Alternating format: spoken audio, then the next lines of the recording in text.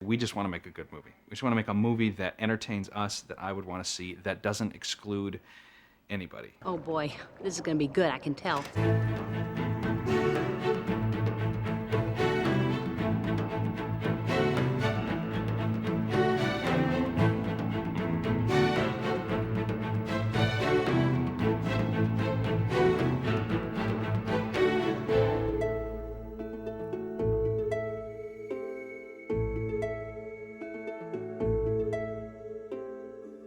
Final.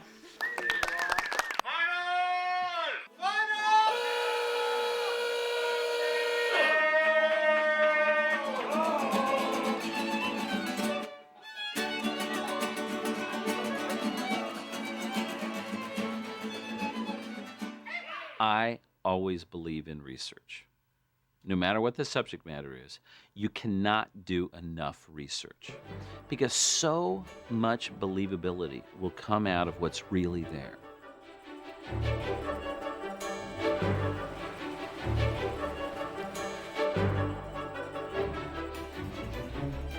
I went on numerous field trips and research trips. Going to the museums to actually take fish out of the bottles and have a look at them close up. I went to every single person early on in the film and said, you have to get certified scuba diving, you have to go underwater. We cannot make a movie about the underwater world without you experiencing it firsthand. The design of the coral reef has been really interesting because we had all taken scuba lessons and gone and looked at the coral reef.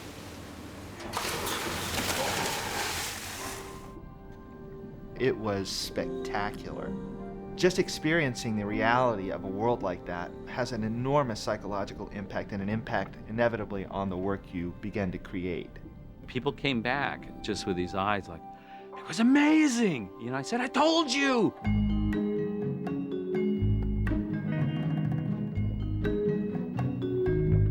Well, one of the first things I did was I got together with the R&D group and we looked at images of things underwater, and we thought, what is it that makes you believe that it's underwater? We put together our simplest version of an underwater set, almost like My First Ocean, and tried to make that look like it was underwater. Our first test appeared to be either a chlorinated swimming pool or a very foggy day on a heath somewhere in Scotland.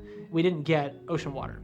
Each of these individual aspects of being underwater looked great, but we couldn't get them all to work in concert together. And I just picked a couple shots of things above water and things below water from real footage, and I said, okay, using exactly the tools that we have created and nothing else, I want you to see how close you can mimic these actual shots. And they came back a couple weeks later, and they put the two images up, the actual live action footage and then our footage, and I couldn't tell which one was which. We were shocked. I mean, we were elated because it's like, oh my gosh, we did it. I mean, it looks like water. Then we had to sort of pull back and go, wait a minute, it looks too real. We want you to believe that it exists, but we want you to also kind of feel that you're in a make-believe world. We just push on the story as hard as we can, and we try and buy ourselves as much time as possible to work out every aspect of the story. It's really important for us, sort of at the head of this big pipeline before it gets down to layout and animation and lighting, to work this thing out right. And that includes pacing of a film, that includes the emotion, making sure that people are feeling things as the movie progresses. And on Nemo, Andrew thought he had the magic bullet because he wrote the screenplay himself and had a complete screenplay going into this, which we don't always do. We thought that this whole process was going to be much smoother sailing. But the reality is once you put these movies up in storyboard form, a lot of things come to light that aren't clear when you're just reading words on a printed page. The thing that finally makes it on the screen is all about rewrite. Is that funny enough? Make it funnier. Okay. And a good portion of the rewrite process is not done by the screenwriter, you know, at a word processor or a typewriter. It's the story department. It's the guys that sit in a room with you for close to 2 years, batting out ideas, countering your ideas, drawing up story panels, putting them up on a wall, pitching things, putting things on a reel down in editorial. It's a very malleable, messy, glorious process. Sometimes it's about doing things over and over and over and over again. And even though I've done this a lot of times, it never fails to to bring me to that point wherein, oh boy, I don't want to do that sequence one more time. When it works, it's amazing. The power of what you can do with a group of great minds. But it can also be very, very frustrating because there's not a singular mind at times. Can you help me? No. You get yourself in there, you can get yourself out. When it really got dark and we didn't know what to do, Andrew Stanton and I would jump in a car and we'd drive to LA. You know, instead of flying down to go down and record Ellen DeGeneres or Albert Brooks, we drive 6 hours. But what that would force us to do is to just talk it out with no other distractions. And we worked a lot of good stuff out that way. And when I watch the film now, I can remember where we were on I-5 when this idea was brought forward. In fact, the Nemo initiation sequence was written on one of these trips. Shark bait. Shark bait! Ooh ha ha! Welcome, brother Shark bait! Shark bait! Ooh ha ha!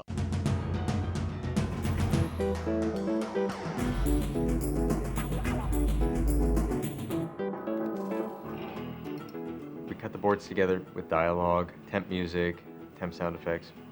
It's very important that the experience of viewing the story reels for the audience is going to approximate the experience of viewing the finished film. Just one point! Good, hey! We spent a lot of time, we spent years, in fact, honing this story reel to try to create the best, most solid, entertaining template for the movie. Good, hey! What we decided to do was to establish a range of underwater color to track the characters through the film. So with the reef, we start with crystal clear, kind of very light greenish turquoise. And as the film progresses, it gets darker green turquoise, and then black, and then blue. And then as we get closer to Sydney Harbor, it becomes greener. The pastels are used to kind of outline the color and the mood and the lighting for the entire film. Here's this morning in Pelicans. I start off again with a big broad stroke color palette. We try and figure out time of day and mood for the film. And then as we move forward and things are getting finalized in story, I go back in and, just visit key shots in a scene to kind of provide a direction for lighting. He'll put out the inspiration for what the scene should feel like and how it fits into the whole. We'll scan them in, and then she'll take them and she'll balance the colors a little bit. And he'll see it later and he's like, wow, that looks as good as I was hoping it would look, which just, of course, makes me feel like $1 million.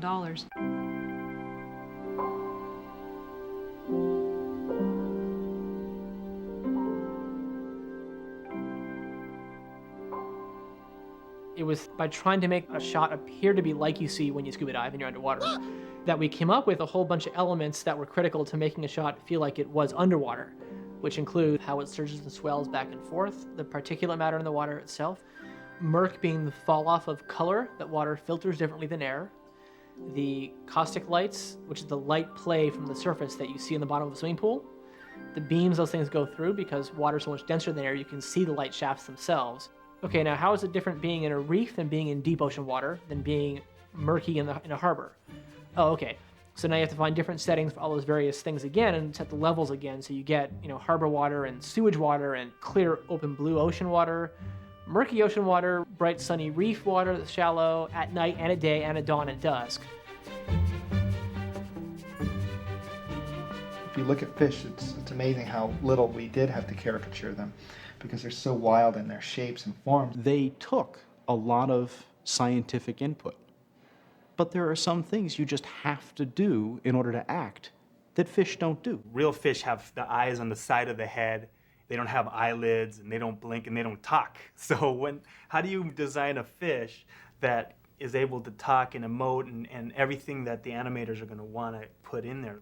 We looked at how dogs emote. The subtle movements of their eyebrows is enough to emote like sadness or happiness. Neutral. Excited. Angry. Stern. Sad. And it's the same thing with these fish designs. We put enough eyebrow mass in there to really get the nuances of emotion. So I basically now have to flesh that design out, start figuring out the details about the fins and the gills and the mouth and the teeth, and turn her around, draw her from so many different angles. So as I'm developing that character, There are some designs that Andrew really likes, Andrew and Ralph really like, and then they give it to Jerome Ralph, the sculptor here. We're generating these sculptures to pre-visualize character design. We knock these out in clay, just like this, and we do it as fast as we can so we can get as many changes from the director and the art director, as many as we need. That's really when the magic happens. Starting to see that 2D drawing come alive in 3D, and it's like I get all this amazing information from it. I start seeing it in a new way. I start turning it around. I look at it from the top and the bottom, because you never know if that's the way they're going to be seen in the movie. Once the sculpt's done and we get approvals, then it goes on to the modelers, and then they actually start building them in the computer using our clay sculpts as reference. Then we would have animators come in and help us figure that stuff out too. So the process is incredible. It's so collaborative. Sharkbait, you did it! Yes, Sharkbait, you're covered with germs! The shader and texture art director is responsible for taking those models, both sets and characters, and giving them life in terms of the scales or textures on the surface of these characters. Tropical fish die a lot, unfortunately, and so they always have a good supply at fish stores of dead fish. So then we take them and we'd slap it on the scanner and we'd hold it up to the light and see what it looked like, and start identifying what the important characteristics are of that fish, what color they are, what kind of texture they are, how they respond to light when lit. So like whether they're shiny or smooth, whether they're velvety or translucent.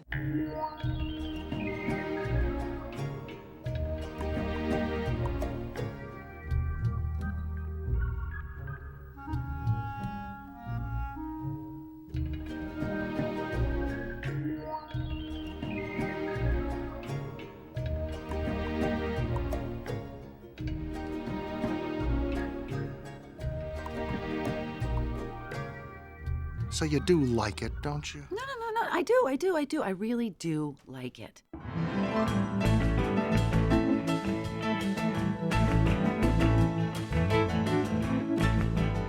had, I think, this bag of tricks as animators for bipedal characters. We'd all carried around with us, even ever since Toy Story 1. It wasn't until we had done the first few tests that we had realized that it's a completely different language.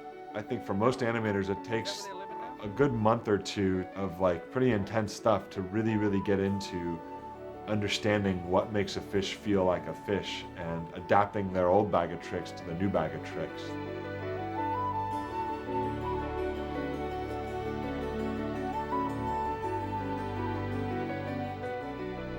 One thing I always equate it to is animating fish is like animating toilet paper underwater, but like muscular toilet paper. It's so loose and smooth everywhere, but then muscularly driven that's a hard thing to do. One of the first lectures I gave was on how fish move, and I was sort of amazed to get called back just 2 days later to sort of look over some of the things that they had dummied up based on my lecture. And this fellow was showing me how the fish moved and everything. I said, they can't move their pectoral fins like that. That won't look right. A fish can't just sort of do that. He said, you know, Adam, fish don't talk.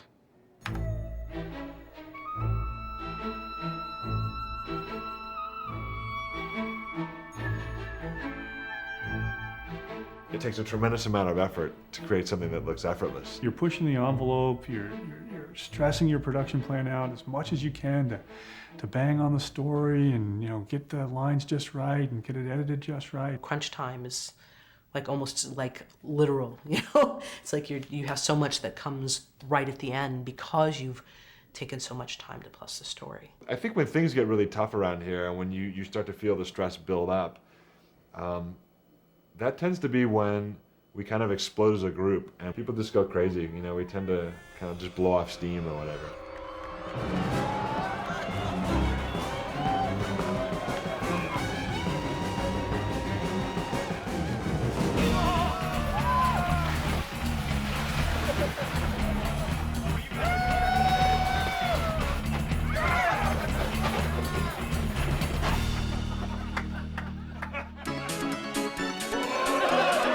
What happened when we moved to this big building is you don't see the people that you used to see all the time. And I think that a lot of us were missing each other and missing that collaboration. It's called the Ugly Contest. Basically, all of the men have grown mustaches. The women have put eyeshadow on from their eyelids all the way up to their eyebrow, like obnoxious colors. When they're in the building, they have to have it on. When they're outside the building, they can take it off. So I think they actually get away maybe a little lighter because this thing doesn't come off. I started adding more makeup, and eventually I had the complete face, and then I decided that I'd start to wear different outfits.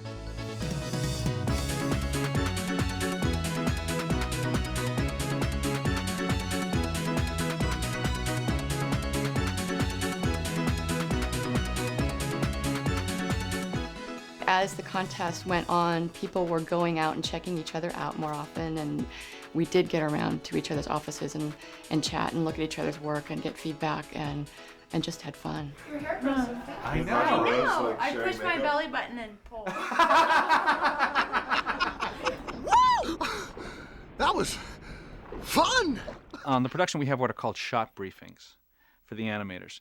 And to be honest, all that is a fancy word for what all directors do with actors. You may be talking about what your character's motivation is, or simply you need to be swimming here, and you suddenly have to be at this point in the frame by the shot's over. Whatever the actor needs to make the scene work. I remember it. I do. It's there. I know it is because when I look at you, I can feel it. And I look at you and I'm home. I can say to you, she realizes she doesn't want to be lonely anymore. I don't think she's that articulate, and she understands even that clearly. But I think she's felt it. She just hasn't formed it, right? So it's like forming as she's saying it, right? So she's like, if you leave, you know, it's like basically I will be lonely. But she doesn't even know that yet. She's just like it's going to be bad, right? There's definitely acting that comes from the voice talent, but it's really people's ability to get inside of that character. You have to know all about it in order to bring a character to life. Otherwise, the character's not alive, it's just moving. I locked the door, I closed the door, and I put up some pictures of different people or things in my life that were important to me that are gone now, and kind of put myself in that moment for a while, and it was a depressing day. But, and then after a while, after I was really kind of in the moment, I looped the dialogue and I kind of went with it, and then I turned on my little computer camera here. And I look at you and I'm home. So working from that has been a great help, and hopefully, since it's coming from a sincere place in me, when it's coming out of Dory in the film, it'll feel like it's coming from a sincere place from her as well.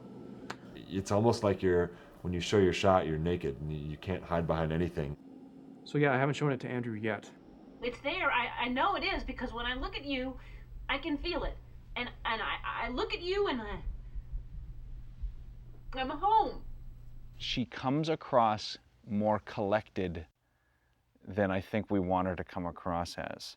My initial response is that you have to have a little more jerky left and right on top of your stuff at the beginning. Some hint, some tell that it's all falling through her fingers right there as she's talking. There's a lot of this back and forth that happens and this super fine tuning so that you get a really appealing character, and they always feel organic and they never feel computery. It feels like he's locked in space, hanging from a hook right here. Did you try stretching his neck? Just like a half-beat pause. Oh, you know, like there. If you just swam, ooh, scoot, you know. You know, It's like, yeah. If we've done our job, you never sense the technology that's behind it. You just get the art out of it. You get the entertainment out of it. I remember it. I do. It's there. I know it is because when I look at you, I can feel it. And I look at you and I'm home. Final! Final! Final! Final! Yeah!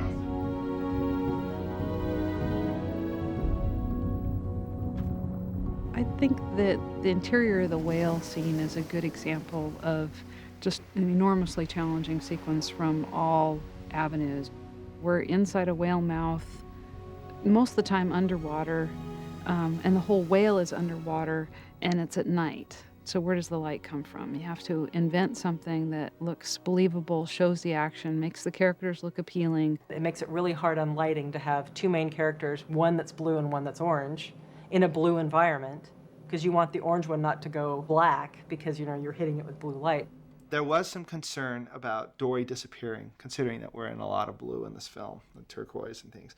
But that just goes to show you how terrific the lighting staff is here. Yeah, we're a little hot.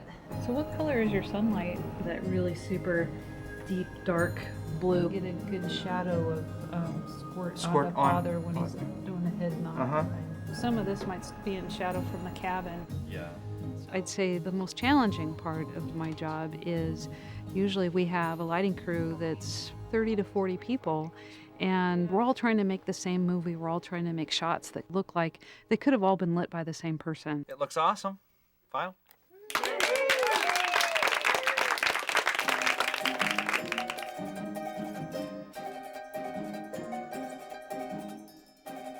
Graham said, we got to film about water. And, oh, what kind of water? Is there splashing water? Is there pouring water? Are we underwater? Are we above water? Oh, actually, we're all those things. Oh. Here you just need the sim of the water being affected by this boat rock. This is the big kickback splash. Yeah. The producer, half of my brain, looks at a schedule and goes, I cannot splash water in 800 shots. I cannot afford to do this. Okay, the director half of my brain says, we're going to splash water in 1,200 shots. Every shot needs a splash because we're in water. Okay, both are not really true, so where's the middle ground? If you do it right, you get a couple shots you spend a lot of money on that look just, they're so cool. You just melt. They're amazing. And the water does everything. It's completely real. We totally controlled it. And you feel like a rock star. There are a couple shots you do about half that in, and a couple shots you don't do very much in at all. And if you pick just the right ones to spend your money there, as an audience member, you watch it and you believe the whole thing.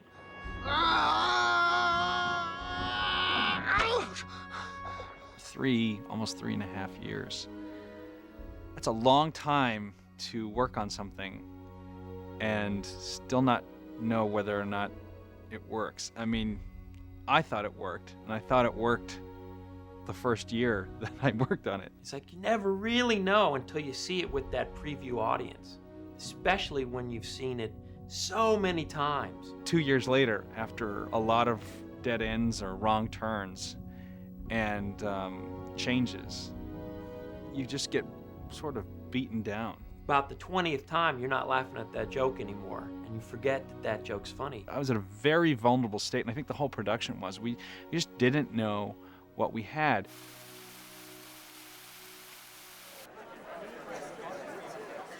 So when those lights went down, my stomach was just churning, and I was practically hiding my face because I didn't know. Not only did the screening go well, they were the best 2 screenings we've ever had in Pixar's history.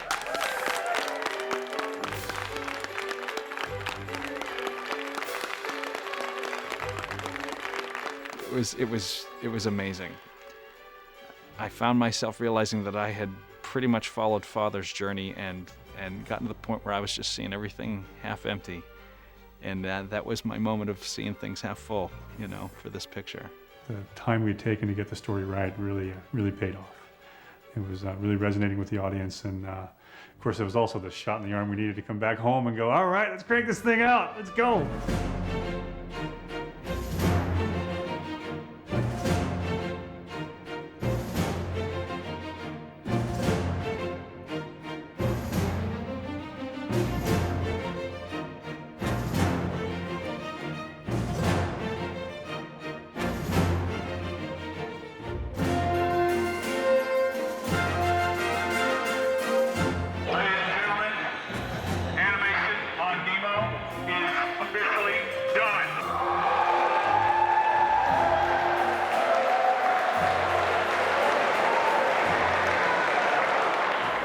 Take an audience to a place you want it to go and they get there, that's just unbelievably satisfying, because that means that all the stuff you spent doing for years and years and years actually worked.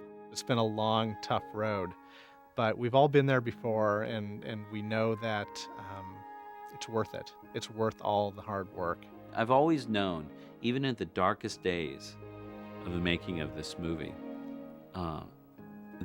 was going to be stunning. And it is. Once the dust settled, I feel like, wow, Now, this movie isn't exactly what it was when I planned it, but when I watch it, it's exactly what I wanted to feel like. Dad, you can let go now. Sorry. Now go have an adventure. Bye, Elmo. Nemo. Nemo. Bye, Nemo. See you after school, Dory. Bye, Dad. Bye, son.